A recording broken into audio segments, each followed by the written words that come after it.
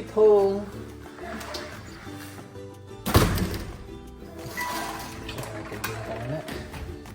Mainit ngayon.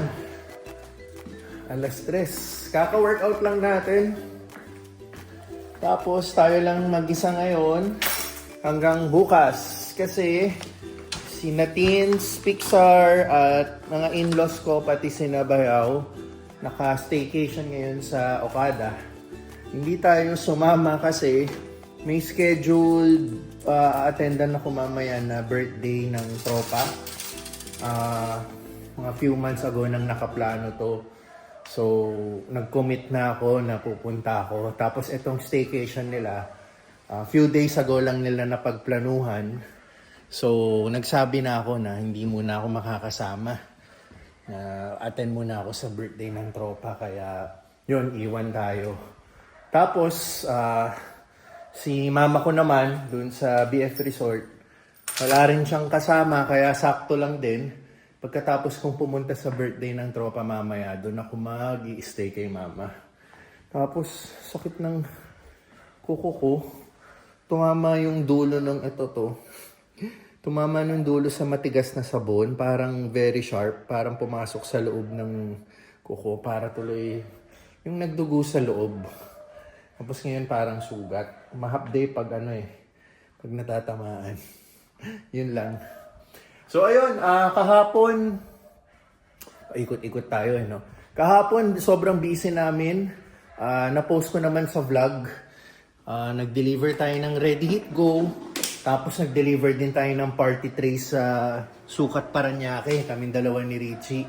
So, wala pa kaming feedback dun sa client namin kung nagustuhan nila yung food. Kasi first time nilang umorder sa atin.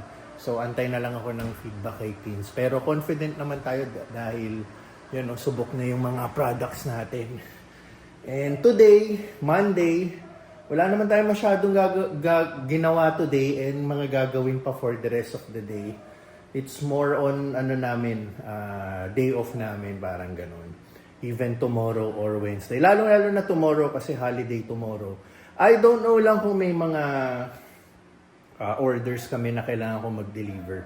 Kasi usually, sa kind ng business namin, mas busy kami during holidays and weekends.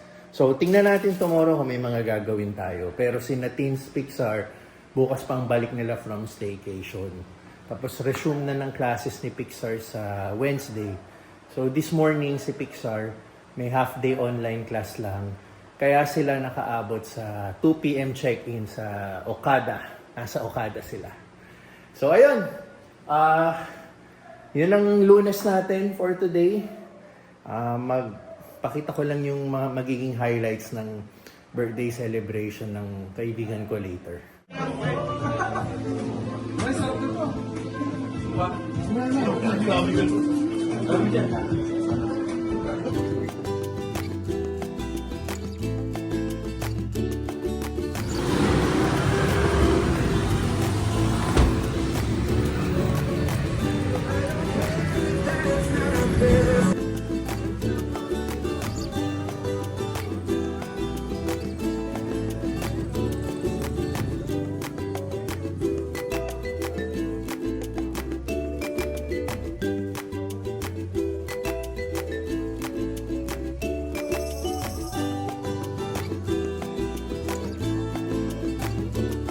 Pre, may celery kayo? Ilalim po dito.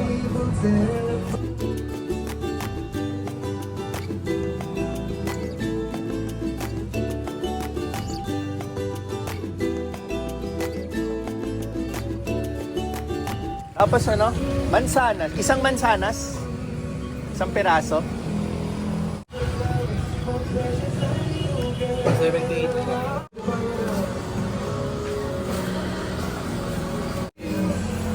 Juicing tayo sa bahay.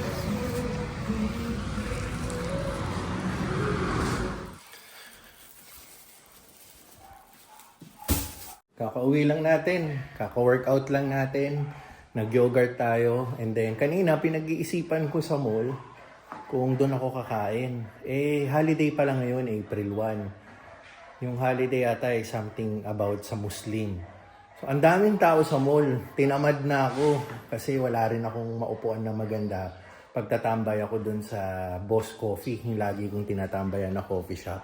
Usually bumibili ako ng food, nandun ko kinakain. So, ang daming tao, medyo tinamad ako.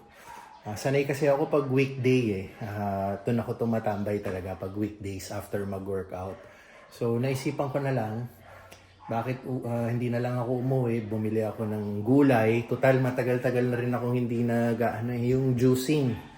Yun ang bala kong gawin ngayon. So, yun na magiging lunch ko after ko mag-yogurt. So, mag-juice ulit ako ng mga gulay. Marami na akong mga vlogs before. Pinakita ko na to kung paano ko paano ko tinitake, which is iniinom lang natin na ginagawa nating juice, yung gulay na mga binili ko. So, yun lang. Yun ang magiging lunch ko for today.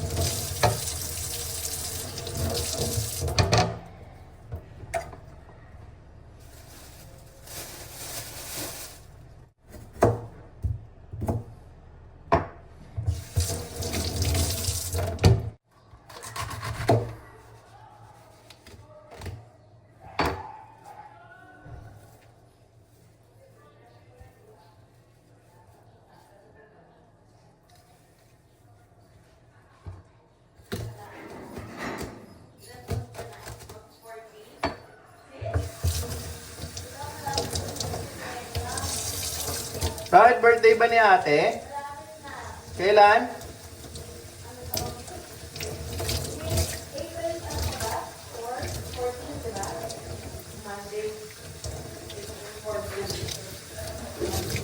Monday, Monday, di ba?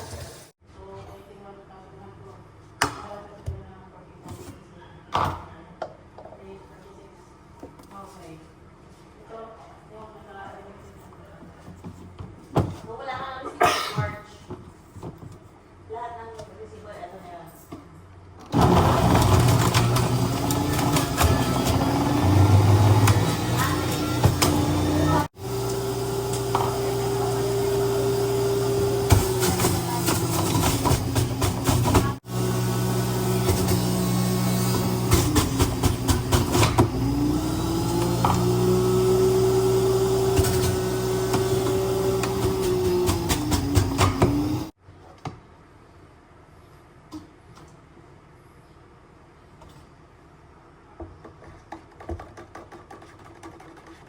Yan siya. Ang dami. Parang halos 1 litro to. Big cup.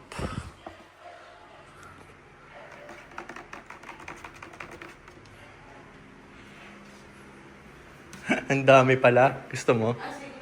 Asa mo hati? Ah.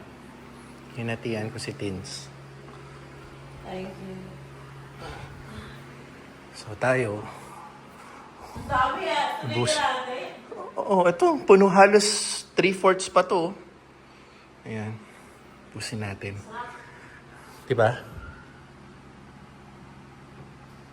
Nag-breakfast din ako kanina, sugar beets, plus celery, plus carrots, and cucumber. Juicing. Silang nag-juice. Good. Puro healthy tayo ngayon. Good. Imbis na nag-coffee ako, nabalitan ng gulay. Which is very good. Yan ang makeup setup ni Tins. Meron siyang makeup gig today. At dito sa house yung punta ng client niya. So, para may idea kayo, ganito ang itsura nung niya. Dito uupo si client. So, ito yung mga nakareding gamit ni Tins at yon. So, portable to. nadadala to kahit saan. Kung meron siyang gig sa hotel, sa isang resort, or sa bahay lang, kahit sa mga bahay. Nadadala nila ni na Richie yan. Yan. Tapos, ito yung makeup artist natin. Ayan, nagre-ready na. So, darating daw yung client ng 10 a.m. 10 to 10:30. 10 to 10:30. So, kailangan naka-prepare na. Anytime pupunta na yung client between 10 to 10:30. Yan. So, one last look. Ganito ang setup ng kanyang makeup. Okay. Umalis na tayo ng bahay na nandun na yung client ni Tinsel. So, nagsisimula na silang mag-makeup. Tapos tayo, umalis na tayo and gamit ko tong kotse ni Tito.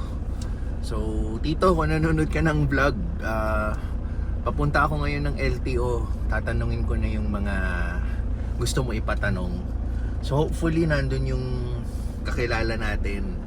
Meron na ako naging kaibigan kasi sa LTO. So, ang pakay ko po sa LTO is pupunta ako doon. Magtatanong ako ng mga requirements or end process para makapag-acquire ng new copy ng Certificate of Registration nitong kotse ni Tito. So, yun, sana nandun yung kakilala natin. No? Diretso tayo pupunta sa kanya. Tatanong natin anong mga kailangan gawin and estimate price magkano. Yun, tas asikasuhin natin. Kasi si Tito, sa pagkakaalam ko, meron na siyang mga potential buyer nitong coaching to. Kasi interested siyang ibenta tong kotse and magpalit siya ng mas newer version. Yun. So, most of the time, yung mga buyers kasi, hinahanap nila yung Certificate of Registration. Unfortunately, hindi makita kung saan na ilagay yung Certificate of Registration. So magka-ask tayo ng new copy sa LTO Las Piñas. So doon ang punta natin today.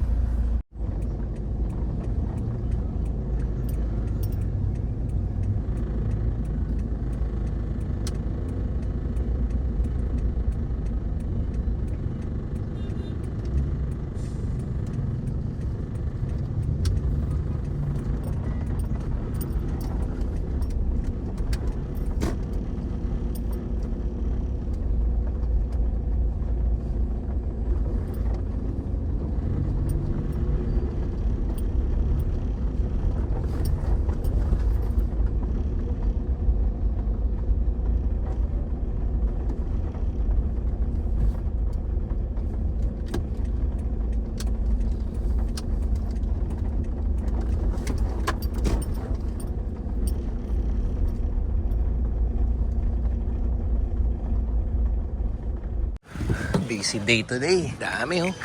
Punong-puno. So dito tayo pupunta. Dito yung kaibigan natin. Dito tayo sa nagpapa-emission.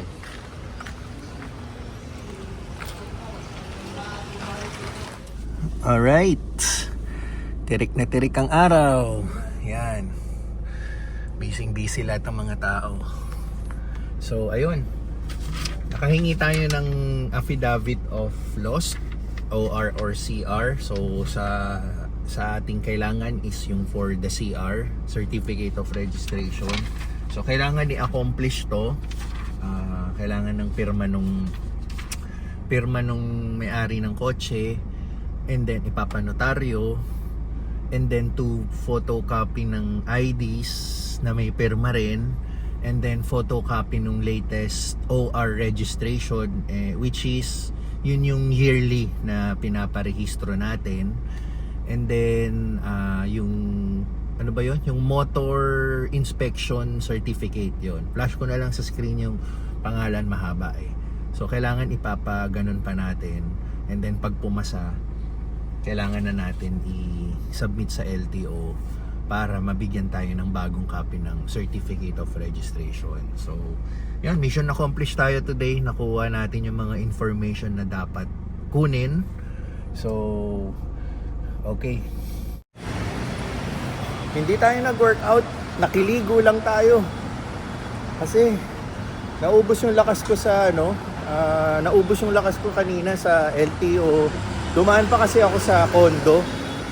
So may mga inasikaso tayo bago tayo nag-gym. And then yung pagpunta ko ng gym, parang tamad na ako mag-workout. So na-decide ko, rest day ko na lang today. Total, halos everyday din naman tayo nag-workout. So naligo na lang ako para ma-freshen up kasi ang lagkit-lagkit ko na eh. Bali, yun na lang yung ginawa natin.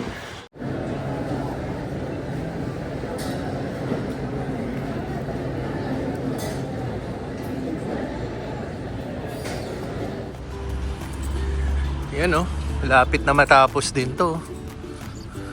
Nakatayo na yung mga towers. More on mga finishing na to kasi may kompleto na yung structure eh oh. Ang alam ko projected niyan next year eh. Pwede nang pwede nang ready for occupancy. Yan, bilad na bilad sa araw. Uwi na tayo. Grabe init. So, tapusin ko po muna yung vlog for today. Marami tayo.